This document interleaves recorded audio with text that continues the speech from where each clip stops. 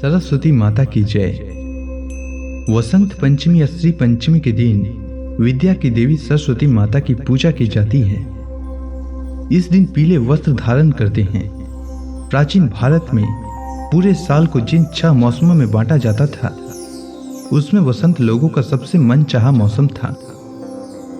जब फूलों पर बहार आ जाती, खेतों में सरसों का फूल मानो सोना जैसा चमकने लगता, जौ और गेहूं की बालियां खिलने लगती, आमों के पेड़ों पर मांजर आ जाता और हर तरफ रंग बिरंगी तितलियां मंडराने लगती, भर भर भंवरे भौराने लगते।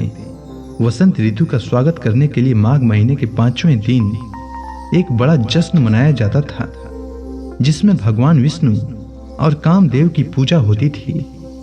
यह वसंत पंचमी का त्योहार कहलाता था। उपनिषदों की कथा के अनुसार सृष्टि के प्रारंभिक काल में भगवान शिव की आज्ञा से भगवान ब्रह्मा ने जीवों, खासकर मनुष्य योनि की रचना की, लेकिन अपनी सर्जना से वे संतुष्ट नहीं थे। उन्हें लगता था कि कुछ कमी रह गई है, जिसके कारण चारों ओर मौन छा रहा था।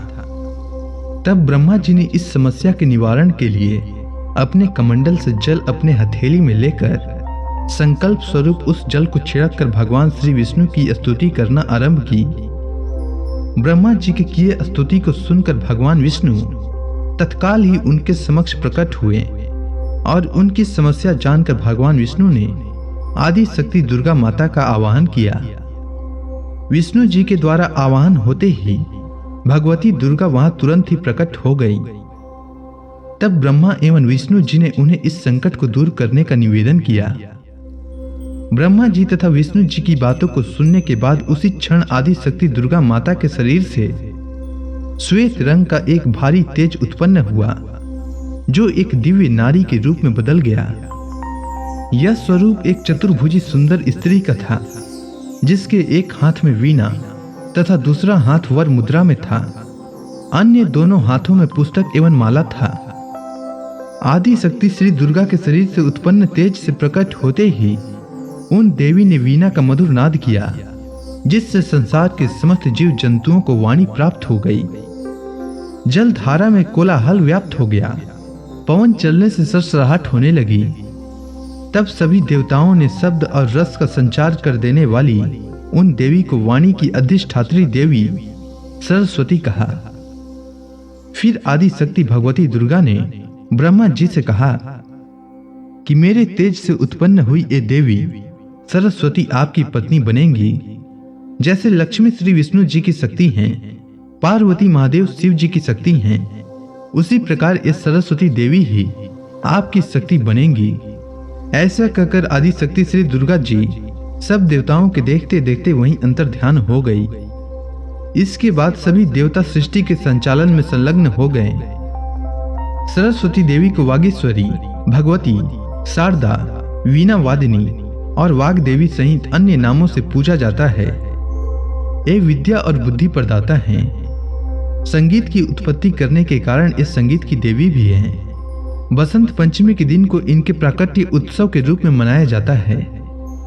पुराणों के अनुसार भगवान श्री कृष्ण ने मां सरस्वती से प्रसन्न होकर उन्हें वरदान दिया था कि वसंत पंचमी के दिन तुम्हारी भी आराधना की जाएगी, और तभी से इस वरदान के फल स्वरूप भारत देश में वसंत पंचमी के दिन विद्या की देवी मां सरस्वती की पूजा होने लगी, जो कि आज तक जारी है। वसंत ऋतु आते ही प्रकृति के कण कण खिल उठते हैं। मानो तो क्या पशु पक्षी भी उल्लास से भर जाते हैं।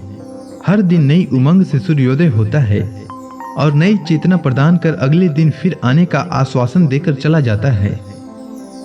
यूं तो माघ का यह पूरा मास ही उत्साह देने वाला है, पर वसंत पंचमी का पर्व भारतीय जनजीवन को अनेक तरह से प्रभावित करता है। प्राचीन काल से इसे ज्ञान और कला की देवी मां सरस्वती का जन्म दिवस के रूप में मनाया जाता है। जो शिक्षाविद भारत और भारतीयता से प्रेम करते हैं, वे इस दिन मां शारदा की पूजा कर उनसे और अधिक ज्ञानवान होने की प्रार्थना करते हैं।